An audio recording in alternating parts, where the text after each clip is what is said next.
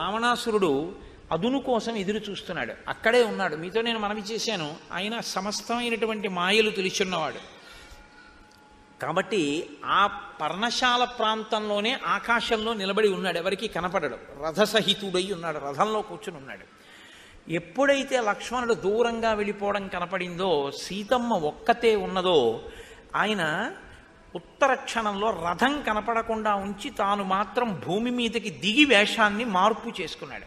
మార్పు చేసుకున్నాడంటే ఆయనకేం మేకప్ కిట్టెక్కర్లేదు, ఆయన సంకల్పంతో మారుతుంది. ఎలా మారుచుకుంటాడో తెలుసా అండి? లోకంలో అన్నిటికన్నా మీరు నమ్మదగినటువంటిది ఒకటి ఉంటుంది, మీరు ఎప్పుడూ అనుమానించడానికి అవకాశం లేనటువంటిది ఏమిటో తెలుసా అండి? సన్యాసి. ఎందుకు అంటే ఆయనకి సంకల్పం లేదు సన్యాసి. రోజు గురువందనంలో చెప్తాంగా, నకర్మణాన ప్రజాధనేన త్యాగేనైకే అమృతత్వ మానసో పరేణ నాకం నిహితం గుహాయాం బిభ్రాజతే తజ్జతయో విశంతి అని చదువుతుంటారు కదా ఆ కైవల్యోపనిషత్తులో నుంచి. ఆయన తన కొరకు అని చేయడానికి ఇంకా తనకేం ఉండదు, ఎప్పుడు ఆత్మానుసంధానంలో ఉంటాడంతే సన్యాసి. కాబట్టి సన్యాసికి ఒకళ్ళది పొందుదామని కానీ ఒకళ్ళది తీసుకుందామని కానీ ఆయనకేమీ కోరికుండదు. ఆయన మరి ఎందుకు రావాలి అప్పుడు సన్యాసి అంటే? సన్యాసికో లక్షణం ఉంటుంది, గృహస్థి ఎక్కడికుంటే అక్కడికి ఎడతాడు. ఎందుకు ఎడతాడు అంటే భిక్ష కోసం పెడతాడు. సన్యాసికి అధికారం ఉంది, ఆకలేస్తే గృహస్థు ఇంటి ముందుకు ఎడతాడు, భవతి భిక్షాందేహి అంటాడు. అంటే గృహస్థుకో ధర్మం ఉంది, ఏమిటో తెలుసా అండి? అలా వచ్చిన వాడికి అతిథి పూజ చేయాలి, తప్పకుండా పెట్టాలి. గృహస్థాశ్రమంలో ఉన్నది ఎందుకంటే బ్రహ్మచారికి సన్యాసికి అన్నం పెట్టడానికే. సన్యాసి బ్రహ్మచారి ఎవరి మీద ఆధారపడి బతకాలంటే గృహస్థు మీద ఆధారపడే బతకాలి. కాబట్టి ఇప్పుడు సన్యాసిగా వచ్చాడు అనుకోండి, సీతమ్మ అనుమానపడదు. సన్యాసి అంటే ఇంత ఆందోళనలో ఉన్నా సరే, ఉన్న ప్రమాదానికి తోడు ఇప్పుడు ఈయనకి అతిథి పూజ చేయకపోతే ప్రమాదం వస్తుందని మాట్లాడుతుంది.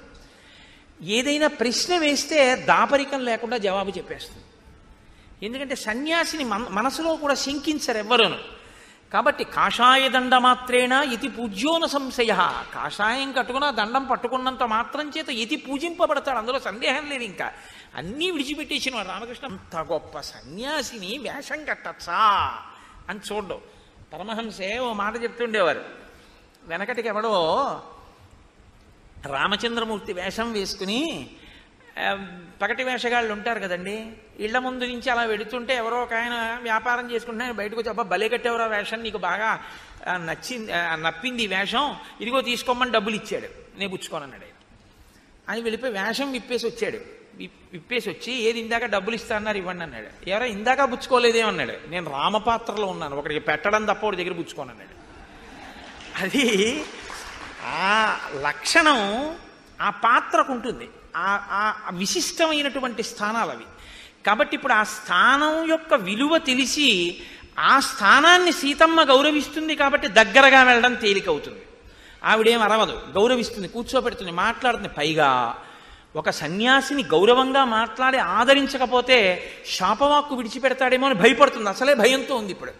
కాబట్టి ఇప్పుడే మనం లోపలికి వెళ్ళొచ్చు అనుకుని, శిలక్షణ కాషాయ సంవీత శిఖీ ఛత్రీ ఉపానహి వామే చాంసే వసజ్యాధ శుభే యష్టి కమండలు పరివ్రాజక రూపేణ వైదేహీం సముపాగమత్.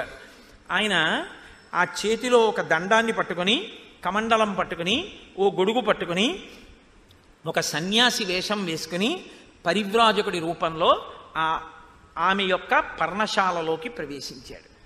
సీతమ్మ తల్లి ఆయనకి స్వాగతం పలికి కూర్చోపెట్టింది, అర్ఘ్యపాద్యాదులు ఇచ్చింది, పచనం చేసిన పదార్థం ఉంది తీసుకుంటారా అంది. నీకు ఇంకా ఏమైనా తినవలసినటువంటి పదార్థములు ఉంటే చెప్పు, నా దగ్గర ఉన్నటువంటి పదార్థములను సమర్పిస్తాను, వాటిని నువ్వు తీసుకుని నీ కడుపు నిండా ఆహారమును స్వీకరించు అని ఎక్కడ శాపవాక్కు విడిచిపెడతాడోనని పరమ మర్యాదాపురస్సరంగా ఆవిడ అతిథి పూజ చేసింది. ఆయన ఆవిడ వంక చూసి అనకూడని రీతిలోనే ఆవిడ్ని వర్ణించాడు. కానీ ఆవిడేమనుకుందంటే, మనసులో కామం ఉండే అవకాశం లేదుగా సన్యాసి, కాబట్టి సన్యాసి ఒక రూపాన్ని ఉన్నదాన్ని ఉన్నట్టుగా మాట్లాడుతున్నాడు తప్ప అంతకన్నా ఆవిడ అనుమానించలేదు. ఎందుకంటే అనుమానించవలసిన రూపంలో లేడు. నీది సన్ని నడుముంది, ఏదో కోటేరు లాంటి ముక్కుంది, నీ కళ్ళు అందంగా ఉన్నాయి అని ఆవిడ శరీరంలో ఉండేటటువంటి అంగాంగములను వర్ణించాడు. నేనంతకన్నా ఇంకో వేరే మాట చెప్పక్కర్లేదు, మీరు ప్రాజ్ఞులు గ్రహిస్తారు. అయినా సీతమ్మ తల్లికి అనుమానం రాలేదు. ఎందుకు అనుమానం రాలేదు అంటే ఒక్కటే కారణం, కామ వికారమును పొందేటటువంటి మనస్సు కాదు ఆ మనస్సు. ఆ కాషాయం కట్టుకున్నాడంటే, అరే తల్లి ఇంత అందంగా ఉన్నావు, ఎందుకమ్మా అడవిలో ఉన్నావు అంటున్నాడు అనుకుంది అంతే. పాపం ఆ పిచ్చి తల్లి అని మీరు అనవలసి ఉంటుంది. నరుడి కథగా కదా నేను చూడమన్నాను తప్ప సీతమ్మకి అన్నీ తెలిసండి అనకండి. సీతమ్మకి అన్నీ తెలిసండి అంటే రామాయణం అక్కడతో మంగళం చెప్పేయాలి మీరు నేను. నరుడి కథగానే మీరు చదువుతూ ఉండాలి అంతే. కాబట్టి ఇప్పుడు ఆవిడ తన గురించి అంతా చెప్పింది. ఎంత చెప్పిందో తెలుసా అండి?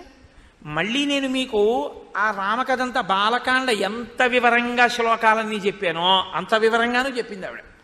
కోసల దేశం దశరథ మహారాజు గారు లేక పిల్లలు పుట్టడం, ఆయనకి 3 భార్యలు, పెద్ద భార్య కౌసల్య కుమారుడు ధర్మాత్ముడైనటువంటి రామచంద్రమూర్తి, 3వ భార్య కైకేయి, యవ్వరాజ్య పట్టాభిషేకం రాముడికి చేద్దాం అనుకున్నారు. రాత్రికి కైకమ్మ 2 వరాలు కోరుకుంది. ఆ వరాల్లో భరతుడికి రాజ్యం అడిగింది, రాముడిని అరణ్యవాసానికి వెళ్ళిపోమంది. దశరథ మహారాజు గారు ఏడ్చారు, స్పృహ తప్పిపోయారు. కానీ రామచంద్రమూర్తి పెద్ద కుమారుడు దశరథ మహారాజు గారిని ఎలా అయినా సత్యంలో నిలబెట్టడం కోసమని తనే బాధ్యత తీసుకుని 14 సంవత్సరముల దండకారణ్యంలో వనవాసం చేస్తానని వస్తే ఆయన వెనక ఆయన తమ్ముడు లక్ష్మణుడు, ఆయన భార్యనైన నేను అనుగమించి వచ్చాం. అందుకని మేము ఇక్కడ ఉన్నాం. 13 ఏళ్ళు అయిపోయింది, ఇంకొక ఏడాది మేము తిరిగి వనవాసం చేసి వెళ్ళిపోతాం. నా భర్త ఇప్పుడే అరణ్యంలోకి వెళ్ళాడు. లక్ష్మణమూర్తి కూడా రాముడి కోసం వెళ్ళాడు. ఆక్రందన వినపడింది, అది ఆవిడ చెప్పలేదు. వెళ్ళారు, వాళ్ళిద్దరూ తిరిగి వచ్చేస్తారు. వచ్చిన తర్వాత ఆయన వచ్చేటప్పుడు ఆయనతో పాటుగా దుంపలు, తేనె మొదలైనవి పట్టుకొస్తాడు. వాటిని కూడా నీకు సమర్పిస్తాను. ఇంతకీ నువ్వు ఇంత దండకారణ్యంలో భిక్షకి ఇక్కడికి ఎందుకు వచ్చావు? నువ్వు ఎవరు? నీ పూర్వాశ్రమంలో నీ పేరేమి అని ఇప్పుడు అడిగింది. ఆవిడ తన వైపు దాపరికం లేకుండా మాట్లాడి అడిగింది. అడిగితే ఆయన వెంటనే తన యొక్క నిజమైన రూపాన్ని ప్రకాశింపచేశాడు. రావణాసురునిగా ఎదురుగుండా నిలబడి సోత్కర్ష కదండి రావణుడి దేవుని, ఇంకా ఎదర సుందరకాండలోనూ అక్కడ విందురు గాని, నేనంతటి వాణ్ణి ఇంతటి వాణ్ణి కాంచనలంకాధీశుడిని, నా దగ్గర 32 కోట్ల మంది రాక్షసులు నాకు ఊడిగం చేస్తుంటారు. మా అన్నగారు కుబేరుడికి తోడబుట్టినటువంటి వాణ్ణి, విశ్వరసోబ్రహ్మ యొక్క కుమారుణ్ణి. ఆ కుబేరుణ్ణి నిగ్రహించి ఆయన యొక్క పుష్పక విమానాన్ని అపహరించి తీసుకొచ్చినటువంటి వాణ్ణి. నన్ను చూస్తే దేవతలు, యక్ష, గంధర్వ, కిన్నెర, కింపురుషులు భయపడతారు. నేను చతుర్ముఖ బ్రహ్మగారి కోసం 10,000 సంవత్సరములు తపస్సు చేసి శిరస్సులు ఆహుతి చేస్తే ఆయన నాకు ఎవ్వరి చేత నిగ్రహింపబడకుండా వరమిచ్చాడు. కాబట్టి నేను ఆకాశంలో నిలబడి ఈ భూమిని పైకెత్తగలను. నేను తలుచుకుంటే ఈ లోకాలన్నిటినీ శాసించగలను. నన్ను చూసి పక్షులు ఎలా గడగడలాడిపోతున్నాయో, వనదేవతలు ఎలా పారిపోతున్నారో, గోదావరి గబగబా ప్రవహించకుండా నెమ్మదిగా ఎలా వీస్తోందో, సూర్యుడు మబ్బులు చాటికి ఎలా వెళ్ళాడో చూడు. నన్ను చూస్తే అందరూ అంత భయపడతారు. నేను అటువంటి రోషపరాక్రమములు కలిగినటువంటి వాణ్ణి. చేతకానివాడు, ఆడదాని మాటకి అడవికొచ్చిన వాడు, క్షీణజీవితుడైనటువంటి వాడు, ధర్మము అని పట్టుకుని తిరిగేటటువంటి వాడు, క్రుద్ధుడైనటువంటి వాడు, యుక్తాయుక్త విచక్షణ లేనివాడు, నరుడు, అరణ్యములు పట్టి తిరుగుతున్నవాడు. ఆ రాముడితో నీకేం పని? ఇంతంతగత్తెవి శాశ్వతంగా నా భార్యవిక, అమర సుఖాలు అనుభవిద్దువు కానీ నిన్ను లంకాపట్టణానికి తీసుకెడతాను. ఒక్కసారి లంకకొచ్చి నా భోగాలేమిటో రుచి చూసిన తరువాత ఇక రమ్మన్నా నువ్వు మళ్ళీ తిరిగి రావు. కాబట్టి నిన్ను లంకకి తీసుకెడతాను, వచ్చేసేయి అన్నాడు. అంటే ఆయన దృష్టి ఎలా ఉంటుందంటే, ఎదురుగుండా ఉన్నటువంటి వాళ్ళ యొక్క భౌతికమైన పరిస్థితిని అంచనా వెయ్యగలడు తప్ప ఆంతరమైన తేజస్సులు లెక్కగట్టగలిగినటువంటి వాడు కాదు.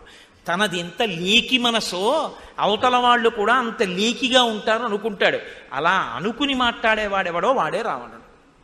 మీరు ఒకటే జ్ఞాపకం పెట్టుకోండి, అంత లీకిగా మాట్లాడకూడదు. ఎప్పుడు కూడా అవతల వాళ్ళు చాలా చౌకబారుగా ఉంటారు అనుకుని మాట్లాడేస్తుంటారు.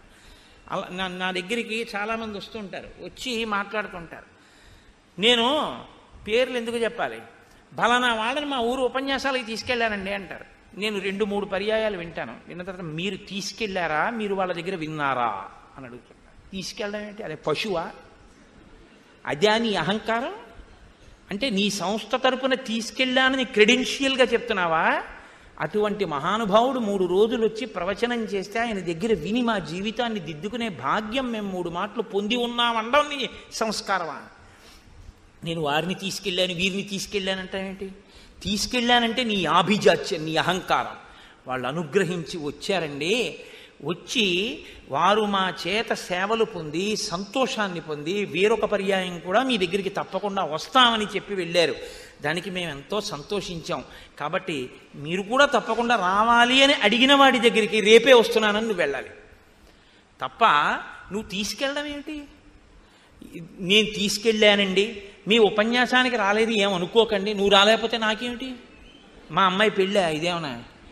నువ్వు వస్తే నీకు అదృష్టం, నువ్వు రాకపోతే నాకు అదృష్టం తప్ప నాకెందుకు బాధ మధ్యలో.